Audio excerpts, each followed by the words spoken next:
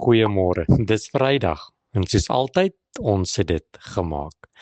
Toe ons kinders klein was en ons besig was, dan het hulle hier rondom ons getrippel en gesê, help my gou-gou met iets en dan sê ek nou, ek gaan nou, ek is net gou-gou besig, ons gaan jou nou help. Of hulle het iets gevra wat hulle wil hê, dalk 'n glasie koeldrank of 'n chocolate of iets en dan sê ons, ek gaan nou, wag net so 'n bietjie, moet my nie pla nie, ek gaan jou nou help. En vandag dink ek aan dit en ek dink aan die woorde van Spreuke 3:27. Hy sê, moenie goed weerhou van die een aan wie dit toekom nie. As dit in jou vermoë is om dit te doen nie. Moenie vir jou naaste sê, gaan nou en kom weer môre, dan sal ek jou help, terwyl jy dit nou kan doen nie. Sjoe. Ek het hom so 'n bietjie stadig gelees want ek wil hê dit moet insink en ek wil hê dit moet diep tot binne in jou binneste ingaan. Ek en jy is skuldig aan hierdie versiese opdrag, elkeen van ons. Daar's so baie mense wat iets van ons vra of iets van ons nodig het en dan sê ons, "Sjoe, nie nou nie. Kom môre terug.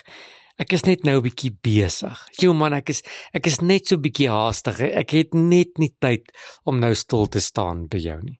Nee, Salomo skryf, hy sê, moenie goed weerhou van die een aan wie dit toe kom as dit in jou vermoë is om dit te doen nie. Elke dag gee God vir ons die geleentheid om sy liefde prakties daar buite te wys. Prakties. Met ander woorde, daar waar die tekkie die teer tref. Soms is dit net om 'n vriend te bemoedig of om iemand in nood uit te help of net om te luister. Ons dink dikwels ek sal dit môre doen. Ek sal môre help. Sjoe, ek het vandag my eie probleme. Maar môre is nie gewaarborg nie. God vra nie dat ons alles moet verander nie, dat ons die wêreld moet oorneem en alles moet regmaak nie. Nee, hy vra dat ek en jy getrou sal wees vandag. Hoor mooi, deur vandag gehoorsaam te wees wanneer iemand ons hulp nodig het.